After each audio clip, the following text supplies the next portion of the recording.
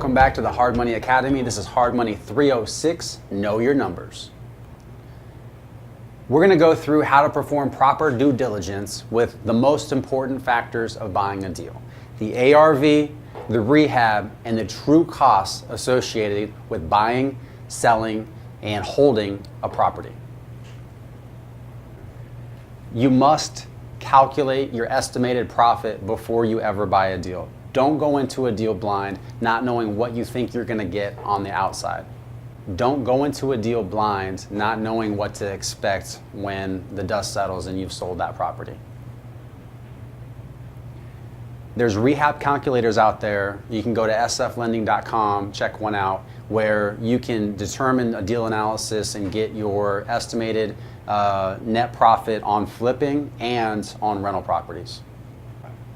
And everyone knows the saying, you make your profit when you buy, not when you sell.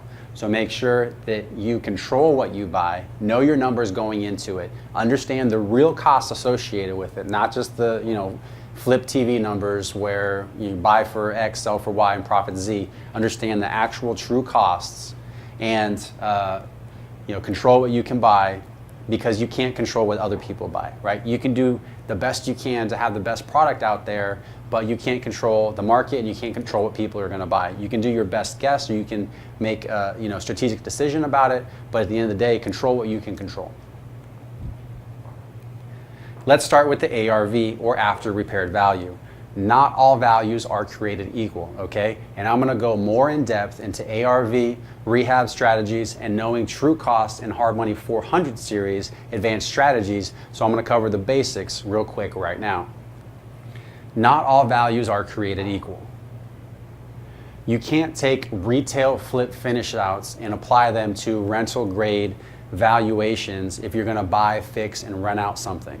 You gotta make sure that there's consistency between the level of finish out of what you're actually going to do and what the comparables are on your after repaired value appraisal.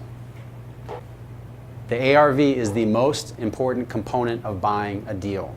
You can swing 10 to 20% not knowing what you're doing. So rely on your lender to help you estimate the value if you're just a beginner or not too experienced.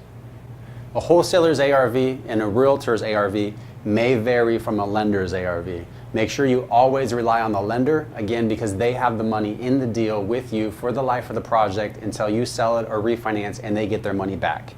A realtor or a wholesaler is going to get paid at the time of closing and move on to the next deal. Therefore, you should trust your lender. Next, we're going to talk about rehab. Rehab is the second most critical component of buying a deal. And there's three main approaches, right? You can hire a GC, you can sub everything out yourself, or you can do everything yourself. One, hiring a GC. It's going to be the most expensive, and you're going to trade off time for money, right? It's usually going to get done faster, but it's going to be more expensive. So it's going to save your time from going out, hiring subs, or doing the work yourself, so you can spend time doing what you do best or finding more deals versus doing everything yourself and being tied up in that deal instead of looking for more. Second, you can sub out to individual trades, right? Like electrician, flooring, tile work, cabinetry, countertop, handyman, electrical, plumbing, foundation, roofing, HVAC, all that kind of stuff. You can sub out the individual trades. So this takes some degree of organizational skills and people skills. And the rule of thumb is you can either save yourself 20% of the total rehab cost as opposed to using a GC, or if you don't know what you're doing, you can cost yourself an additional 20% more than if you would have hired a GC by working backwards, taking 2 steps backwards and 1 step forward, and not having the proper timeline of events or scope of work developed to be able to get the trades in at the right time and keep those kind of things organized with no-shows, with people walking off the job, with everything that comes in with managing a project, right? As you get more experience, things will develop and get more smoothly. I recommend checking out, it's either 30 steps or 50 steps for rehab that kind of walks through what you should do in what order of a rehab. You can send me an email, information will be at the end of this section, and I'll get that to you.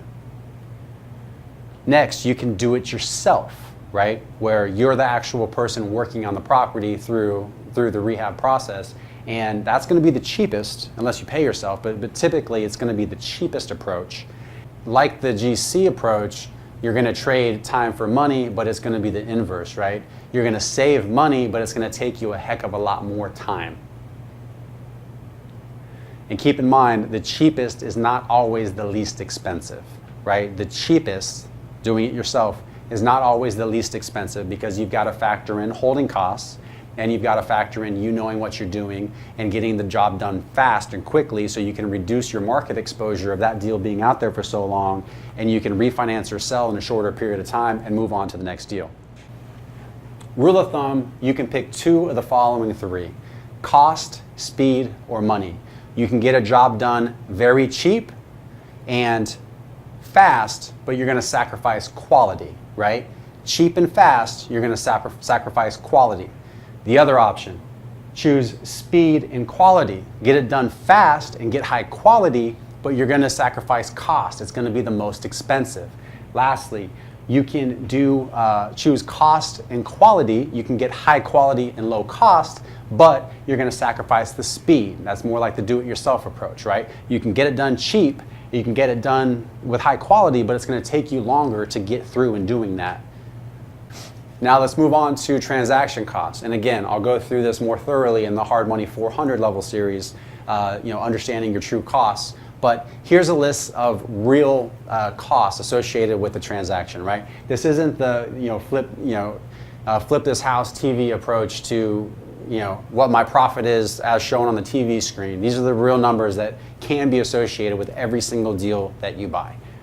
Buying costs. You can have title fees, survey, insurance, origination, processing, legal, HOA fees. If you're working with bigger wholesale companies, oftentimes they have closing cost reimbursements, right? That can be 1 to 2% of the purchase price. It can be a pretty significant thing. So make sure you understand all the buying costs up front. Holding costs. You've got interest payments. You've got property taxes, you've got insurance, you've got utilities, maintenance, and some people even factor in bookkeeping, because it's going to take, depending on the size that you are, you should at least probably run things through QuickBooks. It's going to take time. There's going to be a cost associated with making sure that your books are on time. Lastly, selling costs, staging, realtor commissions, title costs, HOA, always inspection repair items. I've never seen a property go through with no items requested to be repaired by the buyer. Seller concessions. What's the norm in your neighborhood? Is 1% the norm? Is it a VA neighborhood where every single house is selling with a 3% or 4% seller concession? You have to understand what's the norm in that specific submarket. You've got warranty fees and HOA transfer fees. All the things to consider with selling a property, and make sure you understand these numbers before getting into a deal.